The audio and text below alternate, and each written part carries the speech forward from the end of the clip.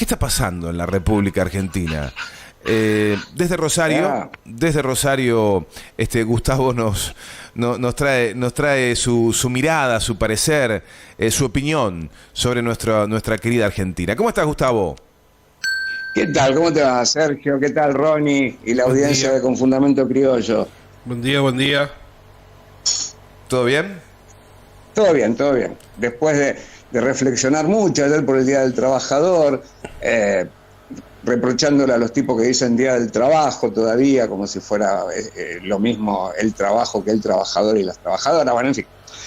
Y un poco lo que está pasando en Argentina en relación a eso, que se enlaza con lo que ustedes venían hablando de la cuestión de los liderazgos en América Latina, que cambiaron un poco la bocha, pero no totalmente. Así que bueno, podríamos enlazar ambos temas. Uh-huh. Bueno, dale, arranquemos nomás. Porque, en realidad, cuando venían hablando de estos líderes que molestan, no nos olvidemos también que en Paraguay la guerra de la Triple Alianza fue una especie de disciplinamiento regional, del que todavía no se pueden recuperar, porque ni siquiera pueden recuperar todavía el genocidio que se produjo en ese momento con la guerra de la Triple Alianza en la población de varones. Todavía no recuperaron la proporción entre varones y mujeres, así que fíjense esa sociedad cómo fue disciplinada ante un presidente que era Francisco Solano López, que era antiimperialista y desarrollista dentro del propio país con un desarrollo industrial importantísimo. Y eso fue lo que provoca la guerra de la Triple Alianza. Disciplinar a un país díscolo en el siglo XIX. Y imagínense, con todo lo que nosotros hemos padecido también de disciplinamiento y de imperialismo también, porque nosotros no solamente dejamos de ser colonia en el siglo XIX, pero en cierta manera seguimos estando a merced de los imperialismos, ¿no? A través de los medios de comunicación.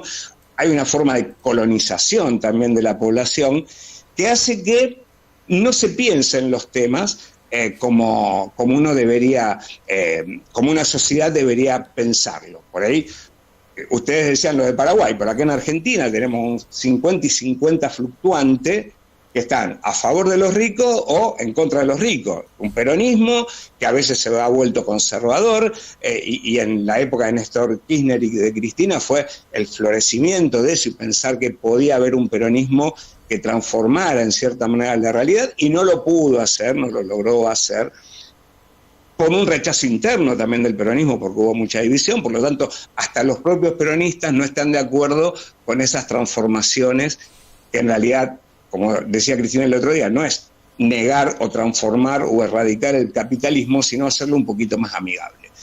Bien, y vamos a una cuestión anticapitalista, ¿no? que tiene que ver con esto de los aumentos de precios, que realmente la relación entre los aumentos de precio y la pérdida del poder adquisitivo de los salarios es lo más anticapitalista que hay, porque estás excluyendo consumidores.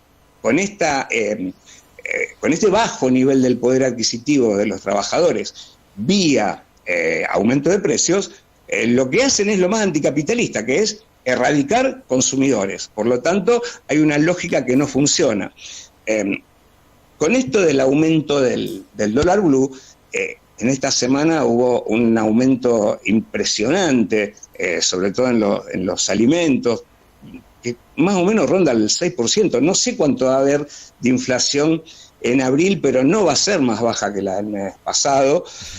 El gobierno no puede o no quiere controlar en serio la inflación, o mejor dicho, si vamos a hilar con lo de la nota de Alfredo Zayat, que después vamos a hablar, la inflación está dentro no de las variables económicas de las que se habla habitualmente, sino dentro de la puja distributiva.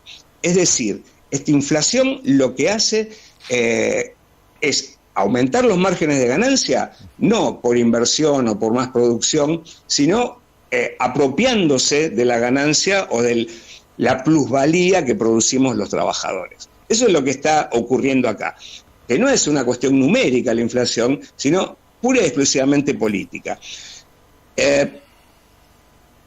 qué sé yo, más ayer salió a decir, es inexplicable que haya intentos de remarcación de precios en base al aumento del dólar blue, porque las importaciones se dan al valor del dólar oficial, y estamos siempre dando vueltas sobre lo mismo, porque hace desde el gobierno de Cristina, que empezó a tener más relevancia esta cuestión del blue como presión para que se devalúe la moneda, y sin embargo nunca se llega a una solución, o mejor dicho, nunca se llega a hacer comprender tanto a la población como a los empresarios dónde está el nudo de la cuestión. Cristina trató de hacerlo el jueves hablando de la concentración económica en donde 20 empresas controlan más del 70% del mercado. Pero lo que nosotros hemos perdido entre 2015 hasta ahora, con Macri, con recuperación económica, con crecimiento, con dólar estable, es impresionante en ese reparto del PBI que en este momento estamos en 43 de los trabajadores contra 57 del capital. El reparto del Producto Bruto Interno, que en tiempos de Cristina era 51 para los trabajadores, 49 para el capital, hoy está en 57 para el capital, 43 para los trabajadores. Y esto fue vía aumento de precios, solamente.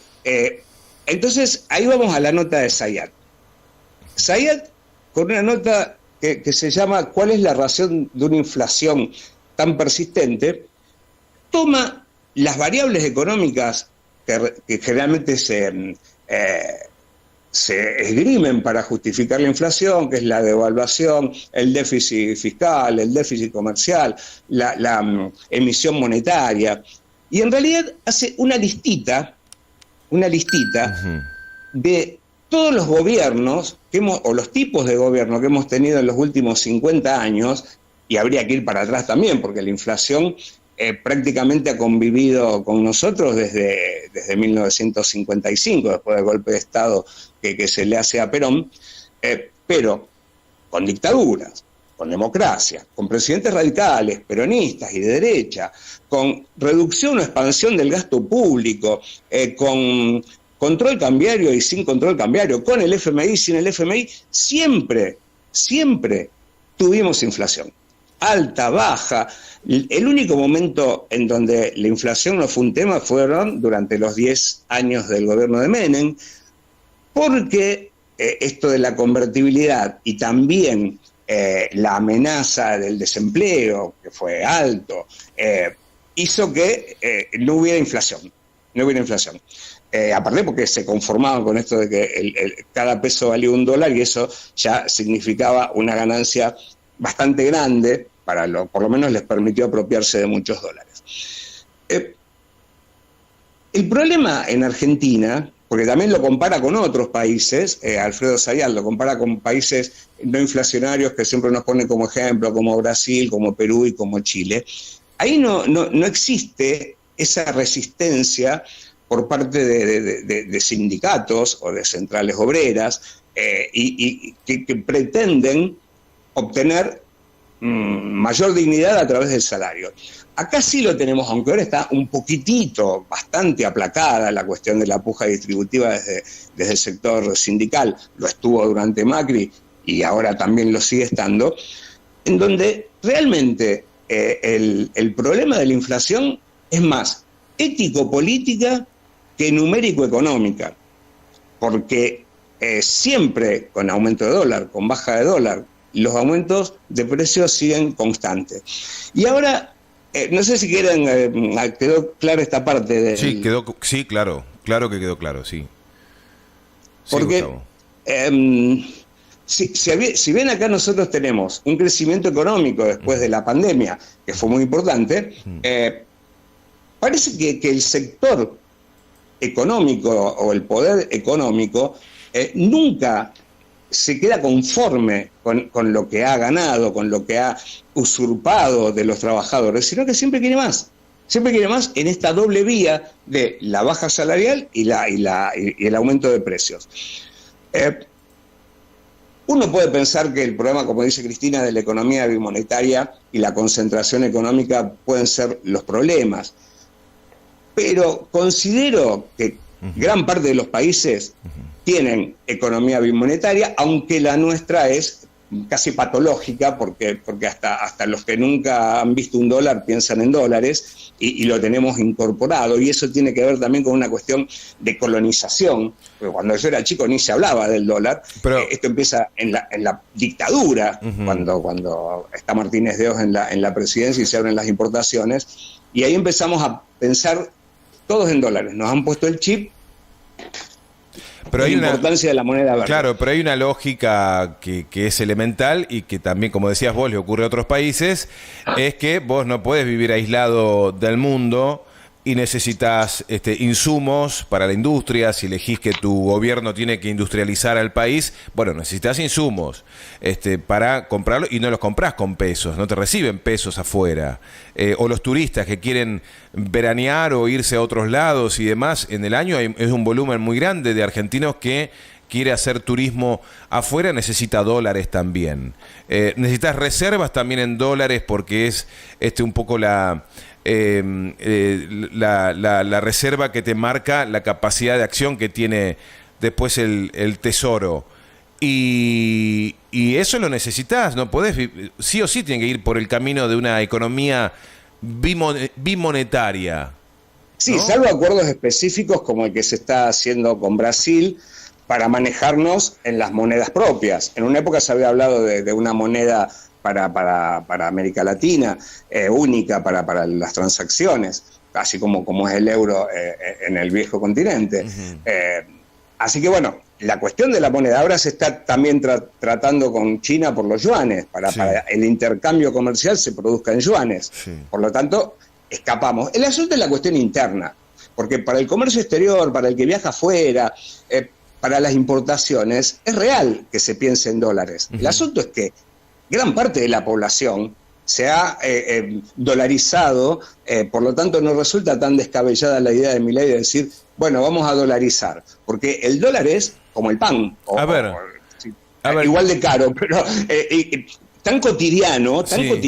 Pero te pregunto esto, ¿es normal que una inmobiliaria se maneje directamente en dólares, que publique los precios de departamentos, tanto sea compra-venta en dólares? ¿Es normal o esto deberíamos revisarlo y en el mejor de los casos modificarlo y que vuelvan a ofrecer en pesos?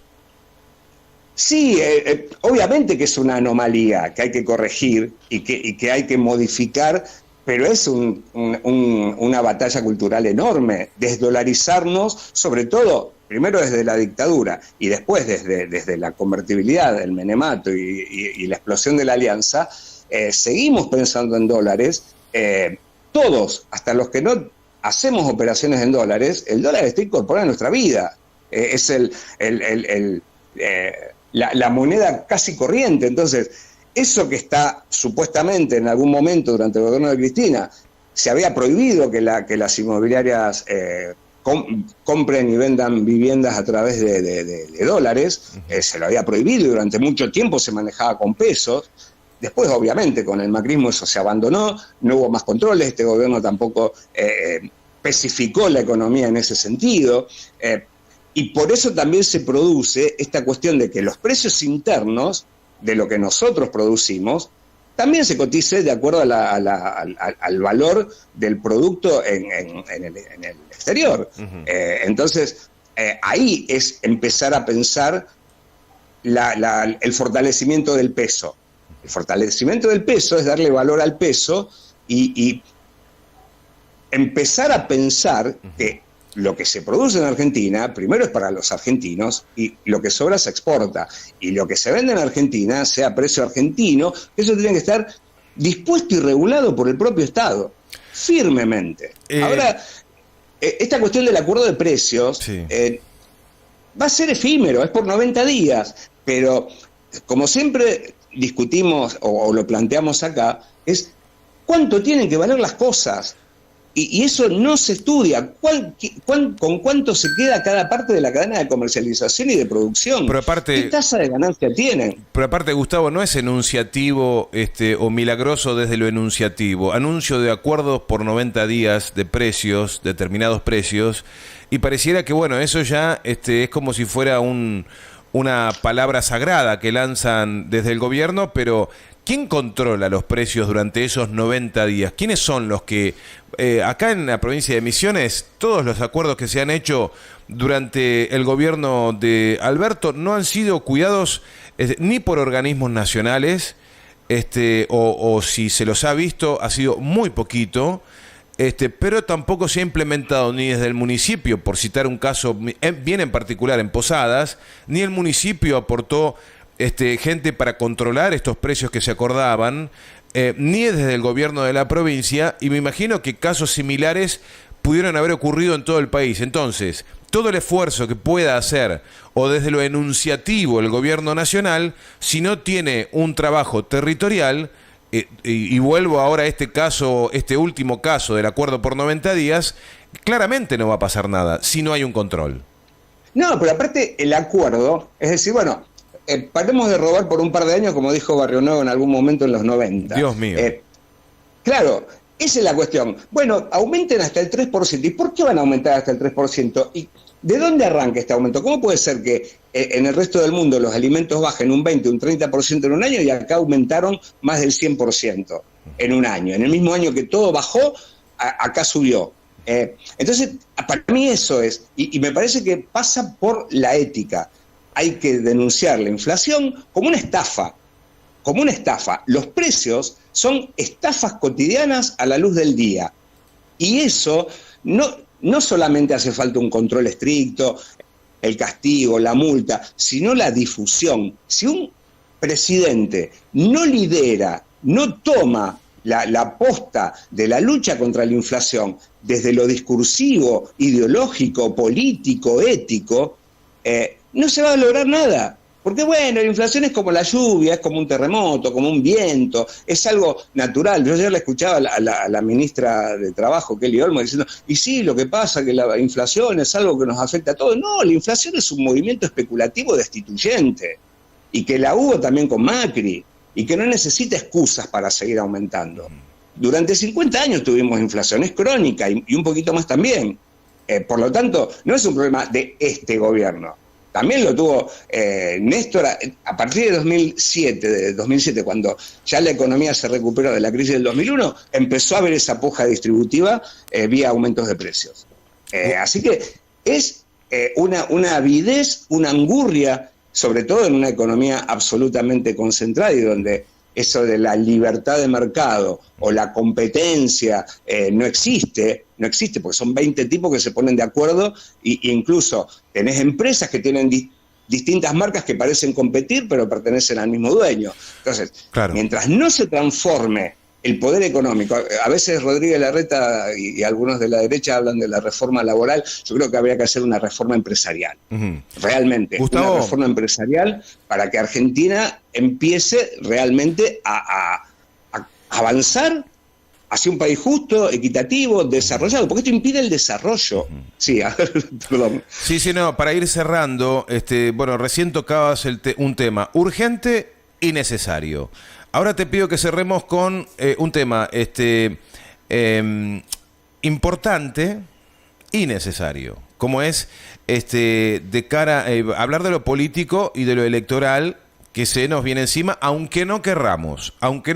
Por ejemplo, acá en la provincia, este domingo 7 de mayo tenemos elecciones provinciales, por lo tanto cobra mucha importancia este tema durante esta semana para nosotros, pero en el plano nacional no deja de ser importante, y más allá de que Massa y la gestión en general de la coalición de gobierno están atacando estos problemas con mayor o menor éxito, también se está pensando en esta campaña. Y ayer Daniel Scioli dijo, yo quiero unas PASO, me lo merezco, algo así dijo, me lo merezco.